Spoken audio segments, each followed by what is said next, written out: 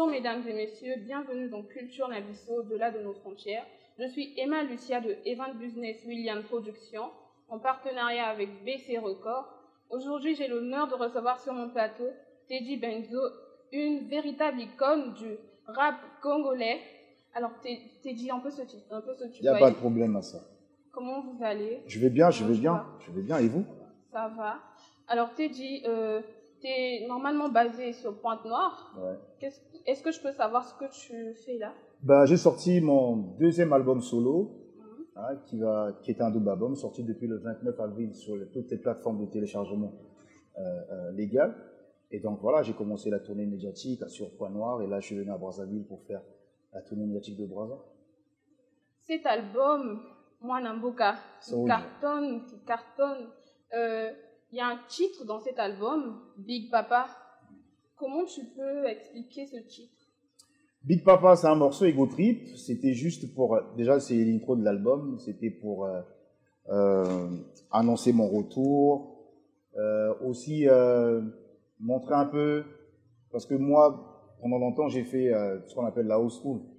Et quand vous écoutez Big Papa, c'est de la trap, mélangé avec un peu de la drill, mais au niveau du flow, c'est le flow actuel, ce que les jeunes aiment. Donc, c'était un peu une manière pour moi d'ouvrir le bal avec un nouveau style, au niveau du flow, bien sûr, et même au niveau de la musicalité.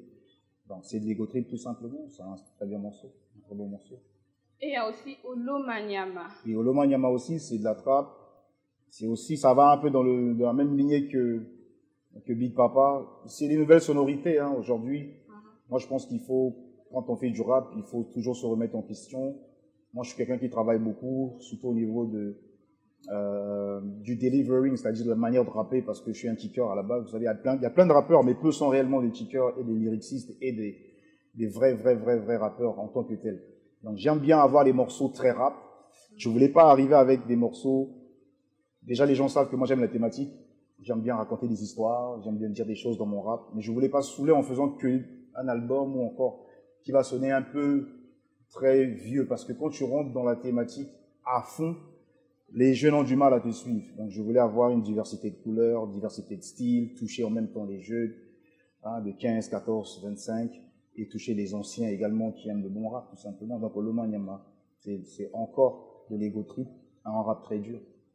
Dans Olomanyama, il y a une phrase touchante là, Mbongo Eza Elengi, Ata Ezo Lumba Solo. Comment tu peux expliquer ça? C'est une métaphore qui veut tout simplement dire, malgré le fait que l'argent, souvent les billets, vous savez, les billets, quand vous conservez mal le billet, ça a une mauvaise odeur.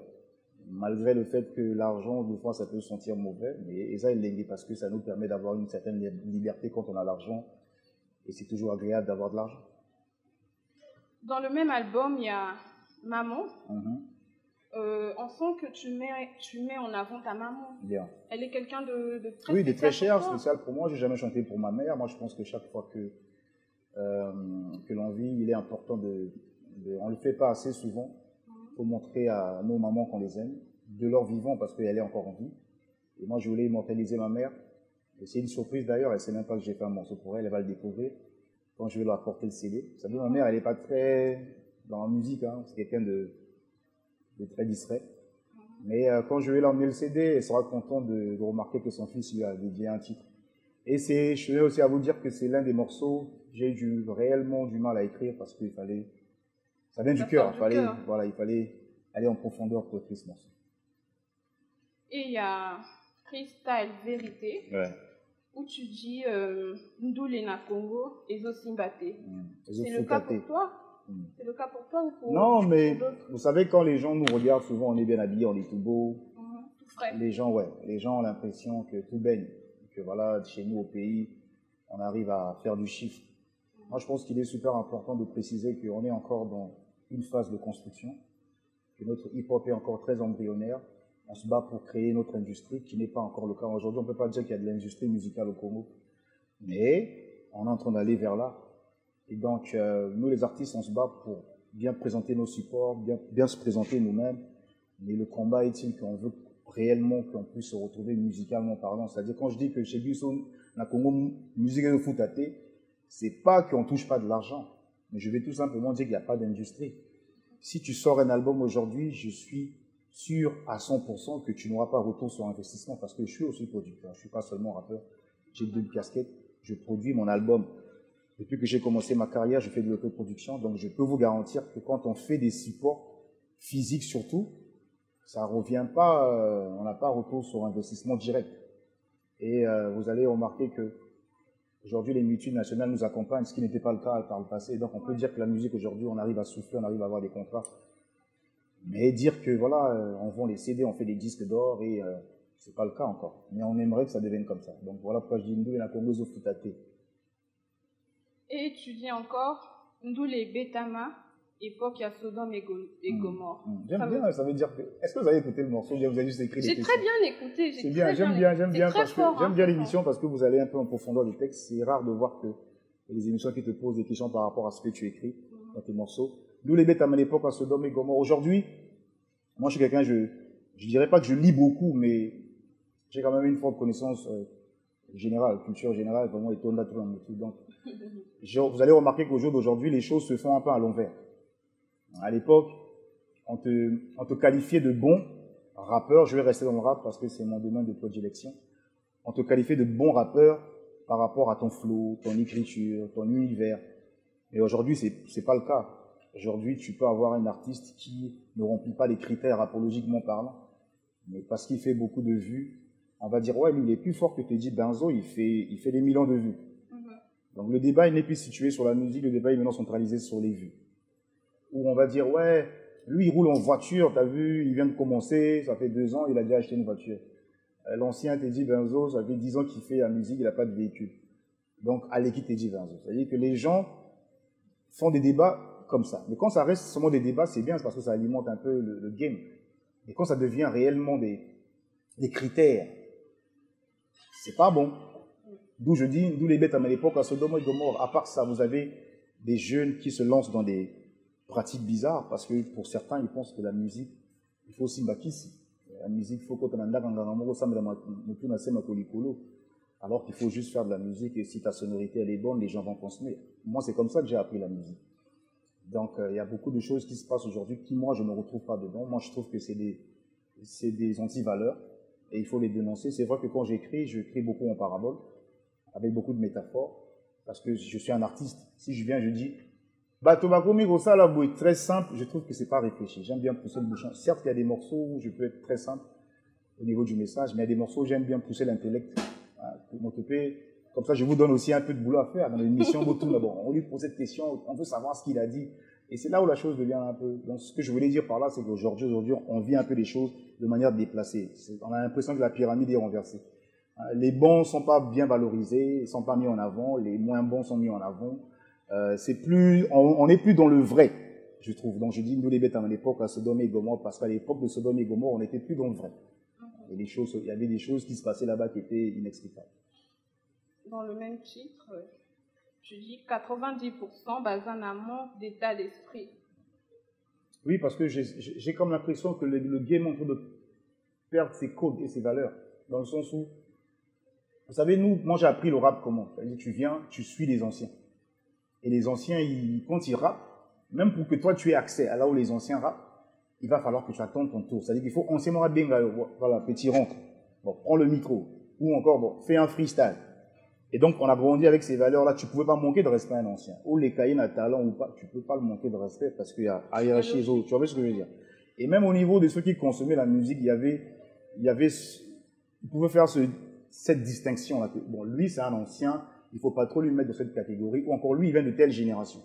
Aujourd'hui, on nous met tous un peu dans le même moule. C'est-à-dire qu'aujourd'hui, dès lors où tu fais du rap, tu auras c'est-à-dire que peu importe. Mais les gens oublient que la musique, le rap, le hip-hop, c'est vaste. Il n'y a pas que le rap. Il y a les breakdancers, il y a ceux qui font les graffitis, il y a les DJ, il y a les beatmakers. Donc aujourd'hui, il faut savoir dissocier tout ça. Et je peux bien être rappeur, mais tu as un jeune frère qui a 25 ans. Je ne pense pas que le rap qu'il fait est comparable au mien. C'est-à-dire que même au niveau du contenu, vous n'allez jamais trouver le même style ou encore le même. Ça peut peut-être sonner pareil, mais au niveau du contenu, quand tu vas en profondeur, c'est pas la même chose.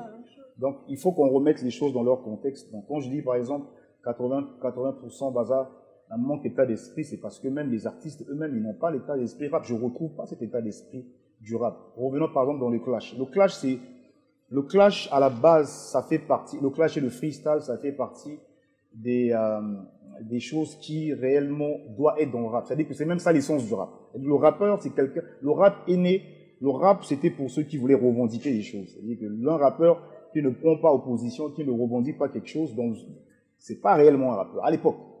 Donc, il fallait dire des choses. Vous allez remarquer quand un rappeur arrive, il va rarement dire je suis le dernier.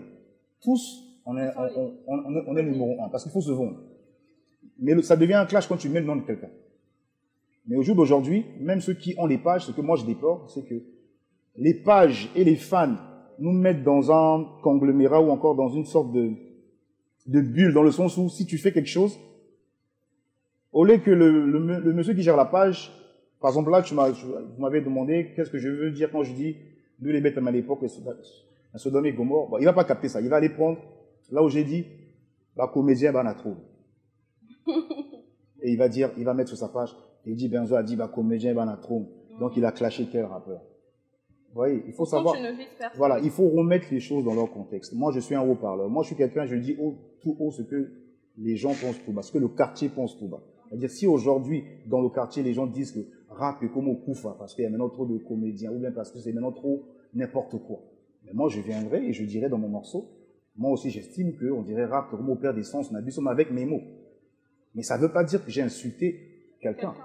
Parce que dès lors, moi, si vous me demandez, Teddy Benzo, qu'est-ce que tu fais? Je dirais, je suis artiste rappeur. Je l'assume. Vous ne me verrez pas dire, je suis artiste, mais je ne suis pas rappeur, je suis à moitié, non, je suis artiste rappeur. Donc, si quelqu'un, et je respecte les codes pour qu'on me regarde comme ça, c'est-à-dire que c'est dans le rap ou encore le hip-hop, c'est dans l'allure, c'est dans la tchatch, c'est comment le style, comment tu marches. Comment à l'époque, pour qu'on distingue un gars qui faisait la rumba, on mettait les pantalons ici. Nous, pour qu'on nous distingue les manoyers, comme on nous appelait, on mettait les pantalons en bas. C'est-à-dire que ça, c'est les codes du rap. On avait ce qu'on appelait le verlan, le slang. On versait des mots. Mais c'est pour se distinguer, c'est pour se démarquer. Donc moi, si j'arrive dans un titre et que je dis, il y a un jeune soudeur qui se fait passer pour un rappeur, pourquoi tu te vexes? Tu es soudeur ou pas? Il faut s'assumer. Donc, quand je dis bah, comédien, j'ai bien dit bah, comédien, bah, parce que vous allez remarquer au jour d'aujourd'hui, ce qui marche, et pas seulement au Congo, dans le monde, c'est la comédie musicale qui marche. C'est la comédie musicale. Aux États-Unis, même dans le rap, c'est la comédie musicale qui marche. Ça vous fait quoi quand vous voyez un jeune rappeur comme Lil Nas mettre des jupes ou des talons? Vous pensez que moi, quand je suis assis chez moi, c'est cette image-là que j'ai envie que les gens, le jeune Congolais ou encore ceux qui me regardent à la télé puissent refléter. Non, je suis pas. Moi, j'ai pas appris le rap comme ça. Donc, je dirais un son, dans mes sons, je dirais, bah, rappeur, on a tabajupe. Mais est-ce que je vise seulement un frère au Congo ou moi, je parle en général. J'ai appris le rap en suivant la télé. Il y avait une émission de vidéo 45, Charlie Noël, le vieux père, je te salue en passant. Et c'est comme ça qu'on a appris à consommer le rap. On regardait Michael Jackson, on suivait Public Enemy à la télé, Ministère Amérique avec les vieux passés en France, NTM. Mais ces vieux-là, ils ne mettaient pas des jupes, ils mettaient des jeans, ils mettaient des blousons Raiders, ils mettaient des casquettes, tu vois. Et ils revendiquaient des choses, Public Enemy. Ah, de power. J'ai pas envie de dire le mot parce qu'on est là. Vous voyez, c'était un peu ça. Moi, c'est comme ça que voilà mes codes du rap. Donc, si je ne me retrouve pas dans les mêmes codes aujourd'hui, donc je dirais, au niveau de l'état d'esprit, on n'est pas sur la même longueur d'onde. 90%, un manque d'état d'esprit parce qu'il y a comme une séparation au niveau de... Un gars qui fait le rap aujourd'hui, il te serait difficile de le mettre dans une catégorie. Pourquoi? Parce que même lui-même, il se distingue, il n'arrive pas à... J'ai pas envie de dire qu'ils ne savent pas ce qu'ils font, mais... bon, vu que la musique est comme il y a vue, et comme il y a buzz, donc les gens font plus ça pour faire réagir les gens. C'est-à-dire qu'il sait que s'il met une jupe, ou s'il met un petit rouge à lèvres, les gens vont plus se focaliser sur « Ah, t'as vu son clip, il a mis les rouges à lèvres !» Mais c'est un truc de ouf. Il a mis les rouges à lèvres, tu vois. Alors on est sur les rouges à lèvres. Ouais. Mais moi, quand je écris, moi, la réaction que moi je veux, comment j'ai appris le rap, c'est que quand tu écris un texte, il faut que les gens réagissent par rapport à ton contenu musical. Il faut que les gens arrivent à dire « Waouh, tu as entendu ce qu'il a dit? C'est vrai, hein ?» J'ai un morceau dans l'album, Bantu. Non, je dirais africain.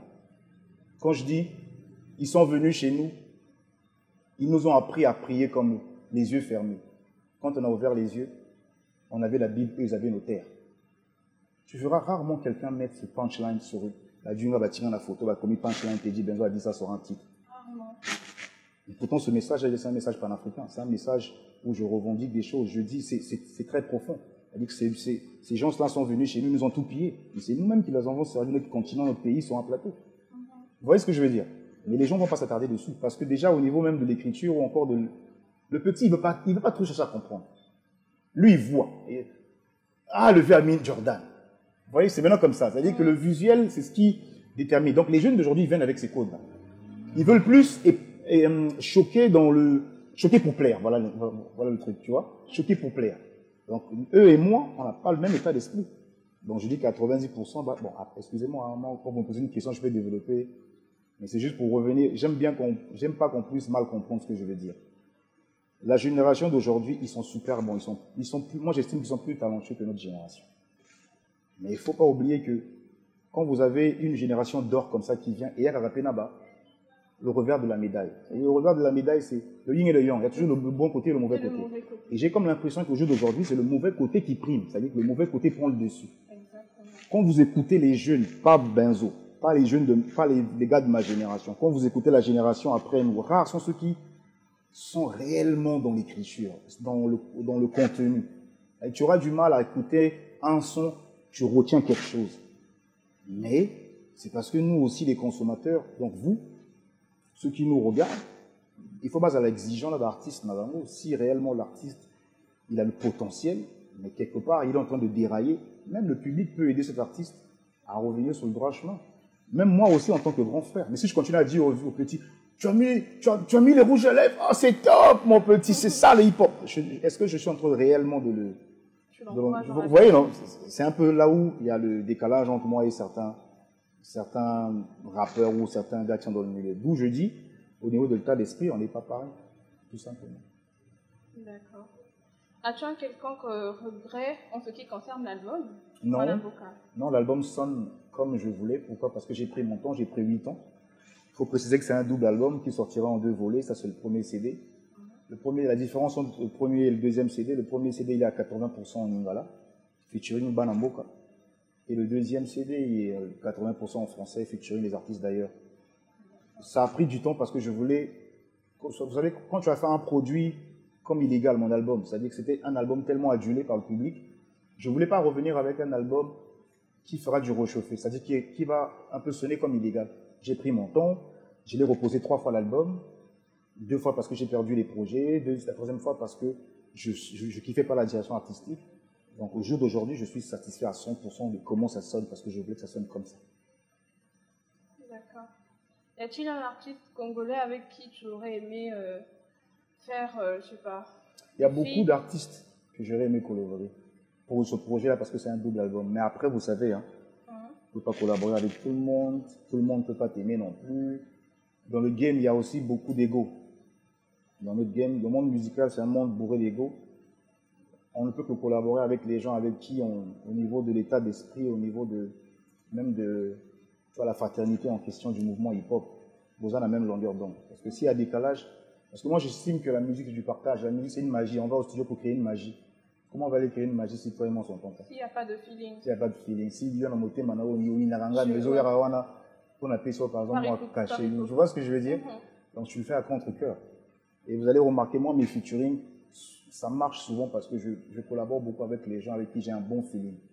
Parce que au moins quand on va au studio, je pourrais lui porter une idée. Parce qu'au studio, c'est beaucoup d'ego dans le studio. Lui aussi, il a son nom, il a son fanbase. Imagine, il a fait un truc, moi j'estime qu'il aurait pu faire ça comme ça et puis ça aurait pu mieux marcher. Mais comment je vais le lui dire si studio. Mais si c'est un frère avec qui j'ai des rapports, il y a bien, amical, il y a bien, le feeling est bon, je pourrais lui dire, ah man, tu sais, ici, si tu fais ça comme ça serait même mieux. Ah ouais, t'as pas tort. Tu vois, non? Et ça, on trouve, parce qu'on veut créer une magie, c'est le labo. Et voilà pourquoi, la majorité des fois, je remercie l'Éternel, la plupart des fois où j'ai fait des featuring, même avec les artistes d'ailleurs, c'était toujours au feeling. On s'est retrouvé avec Ibawan, on s'est retrouvé dans 2 festivals, on s'est dit pourquoi pas faire un titre. Bana C4, on s'est retrouvé sur un concert. On s'est familiarisé, je les ai assistés pour leurs clips. Après, on a dit pourquoi on ne veut pas faire un titre. Il y a Massamba, depuis à l'extérieur, il m'avait contacté parce qu'il avait aimé le titre Angers Démon. C'est lui qui est venu me chercher à Point Noir. Il a dit, il faut qu'on collabore. Ça a toujours été des collaborations au feeling. Et vous avez vu le résultat. Mais c'est comme la collaboration, Toza, ton coach, toujours comme si on venait dans la state. Sur la tête, c'est bien compliqué. Donc il y a plein d'artistes, mais si vous voulez que je cite des noms, oui, j'aurais bien aimé avoir un titre avec un jeune artiste de Point Noir, par exemple, qui n'est pas encore peut-être super connu, mais pour certains, bah, on découvrait Bango, qui n'a pas encore explosé. J'aurais bien voulu avoir un titre avec Lévi Mandingue, par exemple. J'ai des titres avec lui, mais qui n'ont pas pu sortir. Mais après, c'est la politique derrière. J'aurais bien aimé avoir un titre avec à Brazzaville, par exemple. J'aurais bien aimé avoir un titre avec après lui, après elle, j'ai commencé à vraiment la suivre après. J'ai Sibi, par exemple. Tu vois, mais je l'ai connue quand j'avais déjà bouclé l'album. J'ai commencé à suivre ses freestyles sur Facebook. Je trouve qu'elle a du contenu. Elle fait partie des rares, pour moi, hein, les rappeurs, quand tu écoutes, j'arrive à tirer quelque chose dans ce qu'elle dégage ou dans ce qu'elle gratte. Parce que ça, elle pousse l'intellect. Moi, j'aime bien les artistes qui réfléchissent. Après, vous voyez, c'est pas question d'âge. Hein. J'ai Sibi, elle a, je sais pas quel âge elle a, mais elle est jeune. Et quand tu regardes, même au niveau du delivery, comment est-ce qu'elle flow et comment elle écrit, c'est audible, hein. Le flow, il est nickel. Donc, quand j'écoute JCB, voilà, après, je sais pas comment est-ce elle est tombée dans le rap, ou encore qui a appris les codes du rap. Mais je trouve que c'est une jeune artiste qui a réellement compris les bases et les codes du game. Parce que beaucoup n'ont pas les bases. Donc, on ne citer que ces deux-là, mais sinon, la liste, elle est longue, sinon on passera la nuit. Est-ce qu'on peut savoir comment est-ce que tu as passé ton enfance? Comme tout jeune qui a grandi dans le ghetto, hein, après quand je dis ghetto, les gens ont l'impression que Tokola est des mots, mais on a grandi dans le quartier, tu vois. Moi, mon père était militaire, je suis né à Talangali, grandi au 15 juillet. J'ai beaucoup déménagé parce que quand papa est décédé, on a dû partir vivre à Combo, et moi j'étais basketteur. Et avec l'équipe interclub, j'étais trop loin, je ne pouvais pas venir aux entraînements, on s'entraînait à l'école des cadets, donc ils m'ont logé au plateau. Donc j'ai beaucoup déménagé, j'ai vécu à Wendy aussi, j'ai vécu au plateau. J'ai grandi comme tout jeune, on jouait au foot, j'aimais beaucoup le foot. Après, le rap et le basket a pris le dessus sur moi parce que j'aimais trop le hip-hop. Et ces deux choses vont de pair. Et le basketteur, il aime le hip-hop. Le rappeur, il aime le basket. Donc j'ai fini par jouer au basket. J'ai fréquenté à Chaminade, les ondes dessus à l'époque, c'est inter-école, toutes ces techniques Chaminade, ça nous a rendu célèbres à l'école, le basket. Quand j'étais petit, j'aimais le rap, j'aimais l'acrobatie, j'aimais dessiner. Voilà, donc comme tout jeune, hein, on avait le même délire. Après, il y a eu beaucoup de choses qui se sont passées à Brazzaville que j'aime pas trop mentionner ces épisodes. Nous savons que ton vrai nom, à part la scène, c'est Teddy Itua. Teddy Okobo Itua. Mais pourquoi Teddy Benzo comme nom de scène? À l'époque, je m'appelais Benzoula. C'était très long parce qu'on voulait copier un peu NTM et IAM. Si vous voyez, IAM, ils avaient des noms comme des gars qui venaient de la planète Mars. Malia Sultan, Akhenaton. Mais moi, je me faisais appeler Benzoula. Maintenant, j'avais un pote, Obimov. Lui, il aimait m'appeler Benzo. Lui, au lieu de dire Benzoula, il disait Benzo, faut couper ça, c'est trop long, Benzo. Maintenant, quand je suis allé en Afrique du Sud, j'ai fait 10 ans. Quand je suis revenu en 2008, je me suis dit, bon, mais quand je vais me relancer, je vais me faire appeler Teddy Benzo. Donc, j'ai juste ajouté mon prénom et j'ai gardé le Benzo. J'ai coupé le Benzo là, j'ai mis Benzo. Mais beaucoup de gens pensent que Benzo, c'est mon nom. Mais c'est pas mon nom, c'est juste mon nom d'artiste. Tu peux définir le rap en 4 mots? Le rap en 4 mots. Expression, vie, univers, état d'esprit. C'est fort, hein? Teddy Benzo est quelqu'un qui réfléchit beaucoup. Non, en fait, c'est comme ça que moi j'ai appris. En fait, nous, quand tu venais faire le rap, on te dit par exemple, toi tu sais rapper, oui. Bon, rap. Si tu rappes, tu rimes pas, tu es déjà out. Si tu rappes, nous on partait au studio avec des dictionnaires. Tu te rends compte, moi je viens de l'époque où on partait au studio, au petit dictionnaire, mon pied à poche. Donc tu as reçu une bonne formation. Hein. Maman, parce que tu ne peux pas venir, tu entends un gars comme Kessie Monteyano, il te parle de la galaxie, il te parle de planète Mars, il t'en son rap, hein. Il te fait 3 couplets et 3 refrains, et toi tu viens faire un rap basique. Elle dit que tu es déjà out, tu es déjà hors jeu. Voilà ma génération. Moi je viens d'une génération où il y a eu beaucoup de bons rappeurs. On ne pouvait pas te calculer si tu poussais pas l'intellect loin. Donc le rap nous a appris à lire, à aller lire, chercher dans les dictionnaires, qu'est-ce que ce mot-là veut dire. Tu vois, non, c'est-à-dire, il y avait un mot là, une anecdote, il y avait un mot, c'était quoi Ah là là, le mot a taillé. Il y avait un mot que j'aimais bien répéter dans mes raps à l'époque pour impressionner, mais je connaissais pas la signification. Ah, on est jeunes, il m'en recevra plus. Je répétais ça après un jour. Celui qui nous a formés, Dr. Fumastron, il m'a dit, tu aimes bien répéter ce mot-là, ça veut dire quoi? J'étais bloqué. J'étais bloqué. Après, il m'a dit, tu vois, ce que tu as fait là, beaucoup de jeunes font ça. Ils pensent que c'est en mettant des gros mots que les gens vont prêter attention à eux. Non, le rap, c'est une musique d'expression. C'est-à-dire que quelqu'un te kiffe, dis seulement des choses. Ça dit des choses que lui, en t'écoutant, il se retrouve dans ce que tu dis. Il m'a dit, par exemple, si tu vas parler de ton quartier, tu vas pas mettre le mot là. Parce que le mot là, tu sais ce que ça veut dire le mot là? Oui, sans pourtant comprendre, tu vois. Dis des choses, parle de ton quartier, parle de ton univers, tu vas voir que les gens vont se retrouver. Et c'est ce que, si tu vois bien, moi, dans mon rap, c'est ce que je fais. C'est-à-dire que je suis un narrateur. J'ai la narration. C'est-à-dire, je peux te relater le quartier en rappant, mais en rimant aussi. Parce que c'est cette école-là du docteur Fumastron qui est décédé, précédemment me représentait. C'est lui qui nous a un peu formés dans ce. Aimes-tu ce que tu fais? Bien, je suis passionné. Moi, je fais la musique par passion déjà avant tout. Sinon, après, si je faisais pas ça par passion, je vais arrêter depuis longtemps, comme beaucoup de frères qui ont arrêté. Je fais par passion. Maintenant, après, il faut pas oublier que la musique, c'est du business. Donc, je suis aussi businessman. Tu te vois faire quoi dans 5 ans, 5-10 ans? Je le fais déjà, mais je me vois approfondir ce côté-là, la production, aller produire. Parce que la musique, je me suis rendu compte, c'est quelque chose que je vais peut-être arrêter de rapper, être devant le mic et sur la scène. Mais je pense que je vais toujours baigner dans cet univers, c'est-à-dire parce que moi, j'aime bien produire des artistes, donner la force à certains jeunes qui n'ont pas eu l'opportunité peut-être d'avoir la chance d'aller au studio. Mon but, c'est un jour d'être reconnu comme quelqu'un qui s'est battu pour que la culture, la musique urbaine, le rap au Congo soit valorisé et s'est battu pour mettre en avant la nouvelle génération qui, pour moi, je le redis encore, c'est une génération d'or parce qu'ils sont super talentueux. Tu as des beatmakers aujourd'hui qui ont 20 ans qui te font des prods sous des logiciels que nous, à l'époque, on n'arrivait même pas à décortiquer.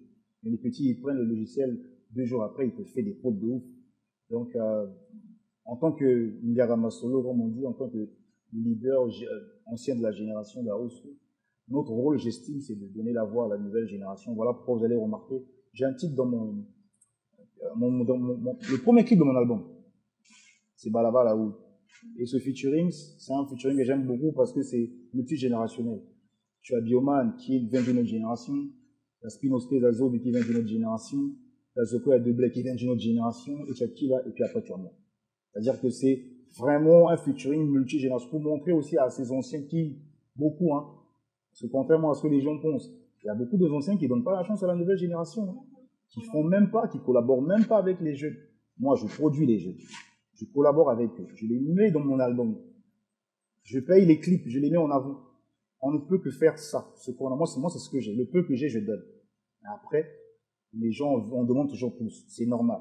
Nous, on fait avec le peu qu'on a, avec les moyens de bord. Et donc, le prochain clip qui va arriver, c'est Balaba Laoud. Vous aurez l'occasion de découvrir. Vous aimez le rap? Oh, j'aime trop le rap. Quel est votre rappeur préféré? Ah bon, parce que je suis là. C'est pas pour vous flatter, non, non, non. Merci beaucoup. C'est brave de refaire. Quel conseil tu peux donner à la jeunesse congolaise en général, enfin à la jeunesse en général? Aujourd'hui, au jour d'aujourd'hui, mon conseil, encore mes conseils, encore les mots que je passe quand je passe à l'émission, quand on me pose cette question, le message s'arrête plus qu'au Congo. Je préfère avoir un message plus panafricain. Parce qu'au jour d'aujourd'hui, il est important qu'on parle pour l'Afrique en général. Parce que je pense que nous, en tant que, faut pas qu'on continue à penser que c'est que les vieux qui vont faire pour nous. Nous aussi, la nouvelle génération, on doit commencer à devenir des leaders d'opinion, dire des choses pour impacter l'Afrique en général. C'est vrai le Congo, mais l'Afrique en général. Donc le message que moi j'aurais pour la jeunesse africaine, c'est qu'au jour d'aujourd'hui, il faut plus qu'on continue à penser que c'est les gens qui vont venir d'ailleurs pour arranger notre continent, ou pour construire notre Afrique, ou pour nous donner des opportunités. Non, c'est nous-mêmes. Et c'est à nous. Et puis il faut plus continuer à avoir les oreilles bouchées et à croire tout ce que ces gens-là disent. Vous regardez leurs médias, vous pensez que tout ce qu'ils disent dans leurs infos, là, c'est vrai. C'est comme ça qu'on a perdu beaucoup de leaders comme Kadhafi et autres, parce qu'on suit toutes les informations qui viennent d'ailleurs. Il faut qu'on apprenne à relater nos propres histoires. Il faut qu'on apprenne à construire chez nous-mêmes. Nous-mêmes, si moi je balaye pas devant chez moi, c'est pas un mec qui va venir de Paname qui va venir le faire. Donc le message à la jeunesse africaine, c'est qu'au jour d'aujourd'hui, il faut qu'on se prenne en charge nous-mêmes et qu'on arrête de toujours rêver de l'Occident. Alors, comment on peut faire pour contacter Teddy Benzo? Est-ce qu'on doit passer par son manager? Toujours. Il faut passer par mon manager parce que déjà, je suis quelqu'un de très busy. Et puis, le business demande que ce soit comme ça. On est des artistes professionnels. On est, professionnellement parlant, tu dois avoir un manager. On a un label. Pour me contacter, c'est facile. Vous allez sur Facebook, Teddy Benzo, tout simplement. Instagram, Teddy Benzo. Ou encore, vous allez voir, il y a tous les contacts. Il y a le numéro de mon manager. Écrivez sur ce numéro ou vous l'appelez. Il va vous répondre. Et puis voilà. Teddy Benzo a-t-il quelque chose à ajouter? Juste que l'album est sorti depuis le 29 avril, c'est un double album, voilà le premier CD. Je compte sur ce public qui m'a tant soutenu pendant 10 ans, de continuer à soutenir et à aller consommer l'album. Ceux qui ont acheté, merci à vous, merci. Vous pouvez retrouver l'album sur toutes les plateformes de téléchargement légales. Vous pouvez acheter l'album aussi sur Chopin Music. Allez donner la force, Spaceman, Muchazu, le Bel Rage Music, One Love. Merci. Mesdames et messieurs, on va devoir se retrouver prochainement. C'était Culture Nabisso avec Teddy Benzo, votre rappeur. Ah, pas ton rappeur. Au revoir. On est ensemble, big up. On est ensemble. One love.